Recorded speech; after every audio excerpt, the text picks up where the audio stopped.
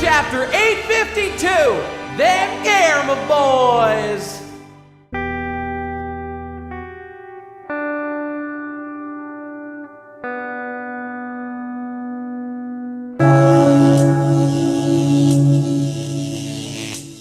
Hello everyone and welcome to a special live Radcon 2 podcast with me, Captain of the Starship, whatever the fuck our boat's called. The big old dick. The big old hippo dick. And here is Hypocrite, as Yes, always. I'm still in the 19th century. No, 17th, I don't know. You're in the old days, I'm in the future days. Yes, that's not the theme of the video, but that's how it is. That's correct. And I've got with me my future technology. Oh, wow. So I can see the whole chapter on a phone. Oh my god. Whatever a phone is. So why don't you tell us what number and name of the chapter we've got here? This chapter is 852, the Germa Failure. Oh. And it's How got foreboding. a picture of a Robin being an artist. It was very nice. Quick shout out to this opening page, which is Robin looking her best in a long time. She's looking real cute. She's got art hat going on. I love her. I want to marry that woman. Yes. Okay, let's get right into it. So, we have... Oh yes, so this is the chapter where Reiju has just been mind-wiped by Pudding. And now we see that she is coming back Sorry, to let's life. pause there. I'm going to tell him to shut the fuck up. Yeah, tell her to shut the fuck up. I am Digibro!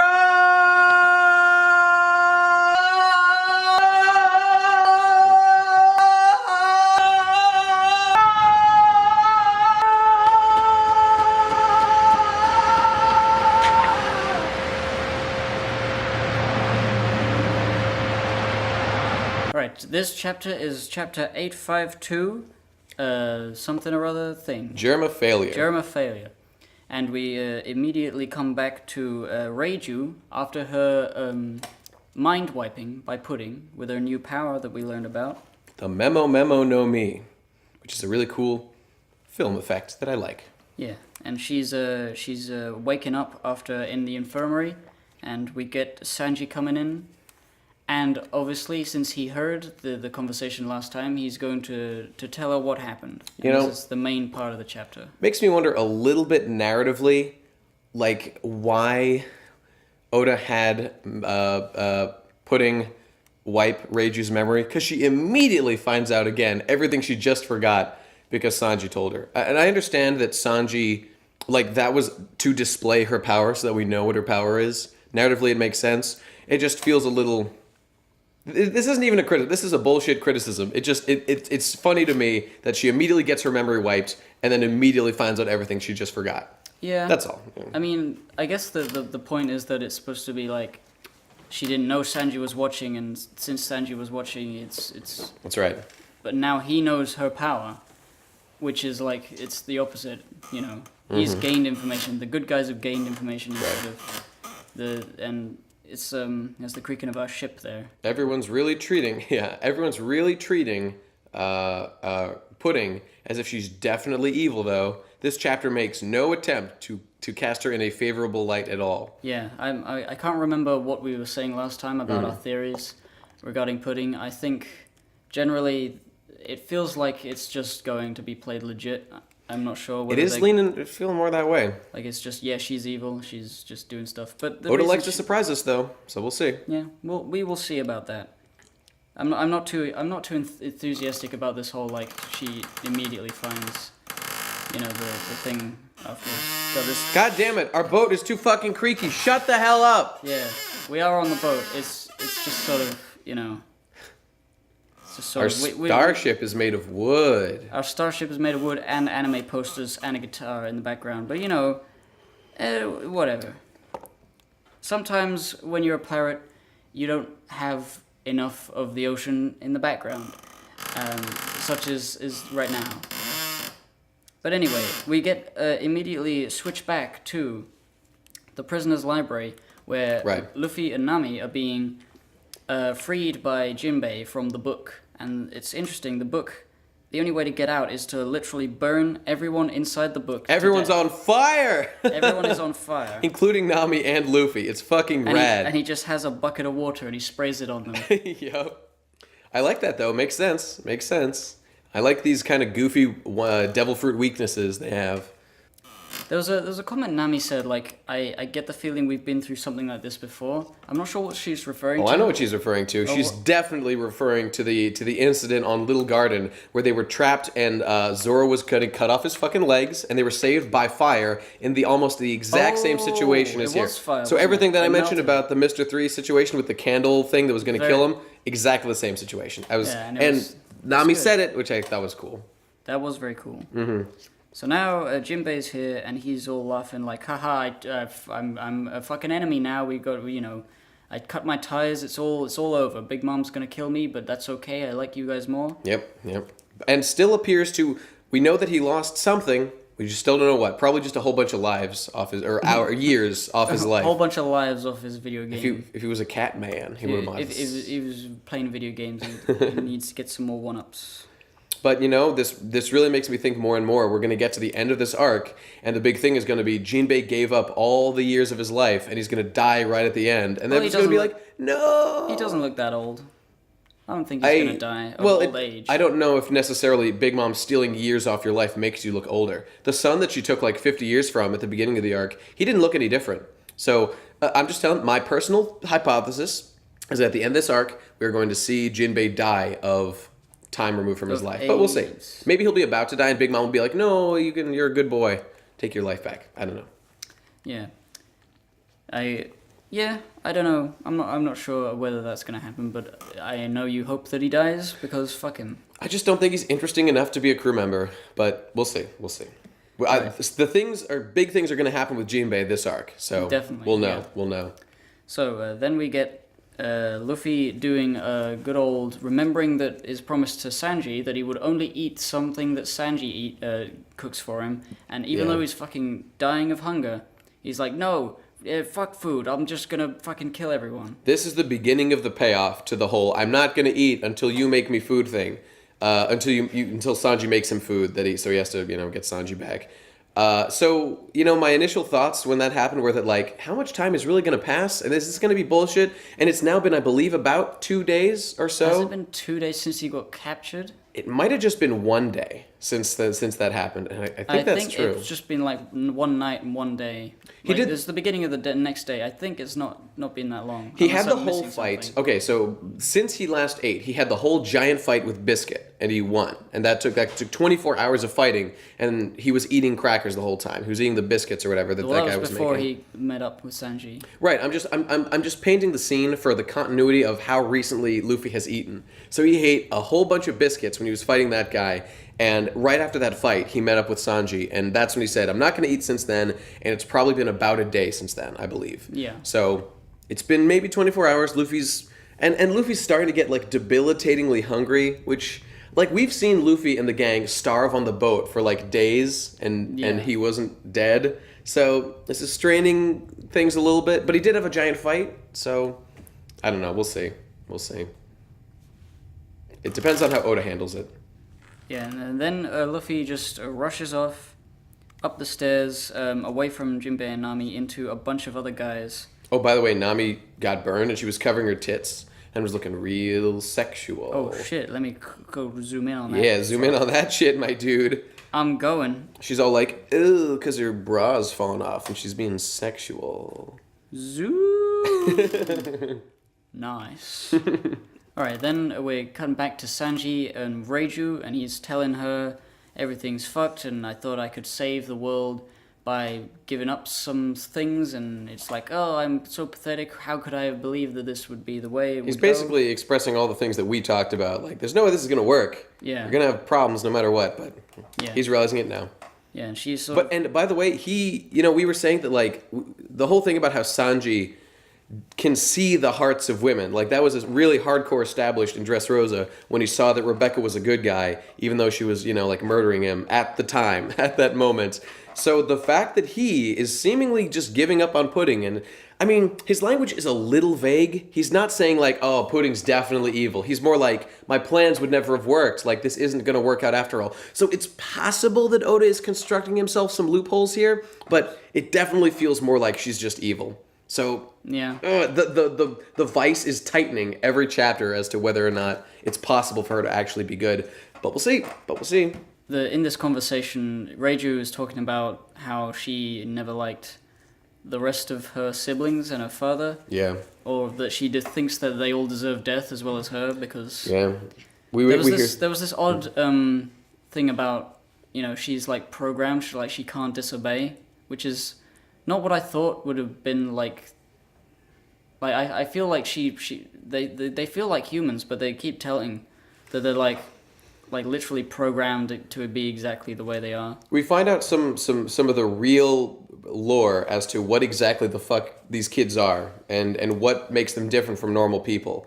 And they talk about like the amazing regenerative abilities that the other kids have, and Sanji they talk about like how the DNA manipulation has done various things. So Reiju is the older sister, right? And she was just already a couple years old when all her 4 quintuplet brothers were born. And she had already had experiments done on her, but they were different from the ones done on the younger sibling boys. And so with her, it seems that after being born, they just started to fuck with her DNA or something to make her to give her the same abilities as her older brothers, but she still had her emotions. So really, and that's the difference between Sanji and his brothers. They were born with these superpowers, and they were specifically, and possibly as a consequence of that, they had no emotions. It seems like they're linked. It's an all or nothing thing. Whereas Sanji was born with all the emotions. He's a real feel boy, which is why he's got so much love to give out to all the women of the world. Oh my god, that's deep. That's deep. But basically, we just find out that there were horrible things done to Sanji's mother when... Yes, Sanji's mother really was against the whole, genetically modifying the children thing. The king boy just wants strong soldiers, and he wants to experiment on his kids, and she's like, fuck you. He's a real sociopath. And what did she do? She specifically took Okay, so what he did to make the 4 younger boys was when they were in her womb, seemingly, they just fucked with their DNA. They gave her medicine that would make them the super soldier fuck up weird emotionless guys. She then took a medicine that was supposed to counteract that. And it did not work, but it caused her to be severely physically fucked up. So she's like, that's what caused her illness that later killed her on. Her attempt to reverse that process. Well, it did work in that it stopped... It worked on Sanji. It did not work on the others. But it also killed her. And Sanji has a moment where he's like... Yeah, he's like, oh, so it really was my fault. I killed her because my existence, my... Blah, blah. But then Reiju's like, no, you're a good boy. Don't beat yourself up about this. You're a good boy, and you're the best boy, and you shouldn't worry about not killing Mum because she was so happy that you were cool. There's a couple real cute shots of her being like, oh, I love my son Sanji. He's a good old boy. Did you hear what Sanji said to me today? He said, I hope you get better. And he said, get well soon. Get well soon. And he made her a little bento box for lunch. He's so cute. He's really cute. He's great. I like Sanji. He's a good old boy. There was one panel, I think, where the mum is shown to be kind of crying, She's got the big arcing tears. Yeah, that's after when he came and said get well soon. God, imagine how shitty your life is that someone coming to say get well soon makes you that emotional. Yeah. This woman got fucked up by Judge. He is an evil man. He really needs to die. This is irredeemable. But then again, One Piece redeems people who are very irredeemable all the time. And by the way, I really loved the 2-panel span between Sanji being like, oh my god, it's my fault that my mom fucking died. And then Raider's like, no, it's not. And he's like, oh yeah, okay, that's true. That's true, it wasn't. Yeah, I like the fact that he's already been tortured so much, yeah. He probably already knew that, it shouldn't be his fault. He's come to terms with that before. And then it's just a little bit of extra, it was your fault, but no, not really. So yeah. I'm glad that we didn't dwell on it too much. Yeah. Oh, and then, after that scene, when he's like, oh, I guess I'm okay. We go back to Luffy, and he's strangling this giant guy. Yeah. And there's a bit where you can see the blood of his arms tearing is still spilling out. So he's on the brink of real fucking serious injury. And by the way, that tooth's still missing. Yeah, it's still missing tooth. What are we up to, chapter like 9 or something with that? I don't know. By the way, I've deduced what I think, now that this chapter introduced the whole, like, Luffy being like, oh, I'm so hungry, but I'm not going to eat. I'm not even that hungry. I'll just wait till Sanji gives me something. Yeah. I think that in that moment when he is fed by Sanji, through some means or another, he'll get the tooth back. Yeah, then. it'll be like That's a comedy sort of like, yeah. Think like a big shark tooth, just... Yeah, that's what I think is going to happen. This arc has been Luffy getting seriously fucked up, and then is going to be healed by magic food that Sanji makes. Yeah. You know, we didn't spend any... There has been, like, almost no discussion about what Sanji actually gained in terms of cooking ability by doing... Like, his whole quest during the time skip was, like, the Okama have, like, 77 magic recipes that do something, and we've spent no time addressing what that actually meant. So maybe, like, when Luffy's all fucked up at the end of this arc, that'd be a good time to maybe talk about that a little bit, maybe? Yeah, maybe. We'll see. I think it's just sort of a vague, like, oh yeah, you got better at cooking as well as punching, not punching, kicking. Yeah. And flying through the sky. Which was cool. Yeah, that was really good. I like that a lot. So yeah, that's not the end of the chapter, is it? No. Not quite. No, there's a little bit more, where we get the beginnings of what I like to call the map portion of any like big arc, where we finally get to see a big old map explaining where everybody is and where they're going and who's being chased by who with little faces, because it's in One Piece these parts of the thing get really all over the place, and I like those little maps to just tell us where everybody is, and to make sense of it all, so that when it all comes clashing together, it's really cool. We're starting to reach the crescendo. Things are peaking. Luffy's free. Pudding is outed as evil, possibly, maybe. And Sanji is now on the warpath to fuck his wife. It's gonna be good. Yeah. Luffy's going insane, torturing people by strangling them. And he's like, where's Sanji? Where's Sanji? He's trying to save Sanji like a good boy. And then there's Brook and Big Mom are fighting, or I presume still. Yeah. There's the Pedro and Baron Tamago fighting. Oh, but, oh my god, when we last saw Baron Tamago, he had been cut in fucking half, and an egg came out. He's probably fine, though. Don't worry about it. It just needs a little hard boiling. That's true. All right, what was this lady again? Like the sweet something or other. You know the girl. The girl with the huge, amazing legs. Oh, smoothie lady? I forgot her name, but yeah, the one of the three... Charlotte Smoothie? Was she wasn't a Big Mom person. I'm bad, I forget her name, but she was one of Big Mom's 4 big lieutenant guys. Yeah. So she's doing something. Like on the warpath as well. They're trying to contain all this shit happening so the Big Mom's plans for the wedding don't get fucked up. Yeah, I really liked that, how she's like, do you know? Like, all this shit's happening right now. Sanji's going crazy, and Luffy's escaping, and there's commotion everywhere. Jinbei's rebelling, and she's talking to like one little dude. She's like, do you know what Big Mom will do if her fucking tea party gets destroyed? And he is like, oh my god, we have to do whatever it takes to stop that. Big Mom is being built up as so intimidating. I want to see her fucking unleash. I want to see this whole world destroyed. Big Mom will probably eat the entire castle. I'm so excited. Oh yeah, this is sort of the end of the conversation with Reiju and Sanji. Mm-hmm. What were they deciding on? It was just sort of like stuff we already figured out. Like, Big Mom was looking for the science and the technology out of the German. She's, you know, it was a bad deal, and fucking... deciding whether the Germa should be saved, even though it's interesting how Reiju is just willing to die. She's like, whatever. Yeah, I'm a bad dude. I'm a horrible bitch. It sucks, man. It sucks. She's a good old girl. Here's the thing I was thinking about. Yeah. The cufflinks, the arm bracelets, they're not even real. She switched them out. So all that anger we had about what a bitch she was, turns out that was our bad. A good boy. She was a good old boy the whole time. The thing that's weird though is like, I mean, she can't disobey, and that's the reason she should be killed. And then also completely disobeying by putting a different armband that won't explode on his arm. Okay, there's some gray area, because we didn't see her, like, given an order to, like, put these specific things on him, you know? Yeah, I guess, but, like, it feels, like, weird, like, there's, like, this idea that she's programmed and she can't disobey, and yet she is. You know what? That's a bullshitty kind of gray area. But I'm gonna give Oda a little leeway on it. So Sanji's like finally been like pushed. Like, you can do it. Just be with the Straw Hats. They're the coolest guys ever. How are you gonna live with yourself if you die here like a bitch? and go with them. And Luffy's like, yeah, I'm screaming and stuff. That's when we cut to the musical number of "You Ain't Never Had a Friend Like Me" by Luffy to Sanji. Yes. And that's it, right? That's the chapter. Yep. That's the end of the chapter. Any closing thoughts? I pretty much said everything I want to say about it, I think. Yeah, it's basically like a bit of like the arm bracelet thing was a big thing. That's emotionally important, yeah. But everything else was just sort of what we already understood.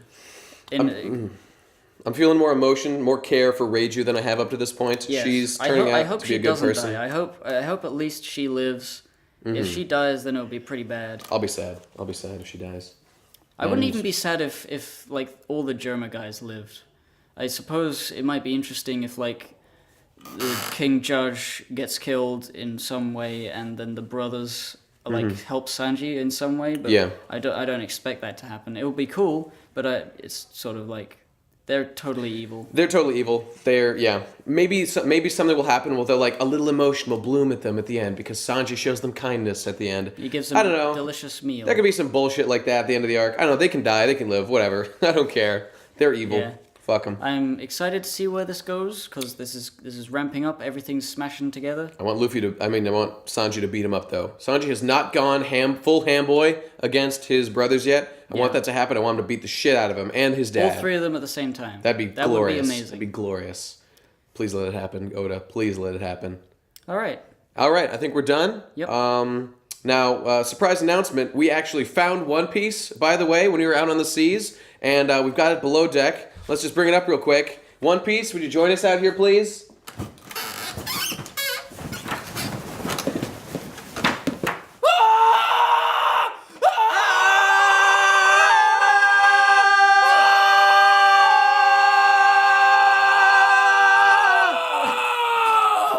Okay, there you go. One Piece was a monster the whole time. Yep. Okay, we'll cut it that. Perfect. Okay. Can you save that until we're done? I am One Piece! I was One Piece all along! Okay, there you go. My God. One Piece was a monster the whole time. We had One Piece in our hearts the whole time. I should kill you. Perfect. Okay. Let me die, father!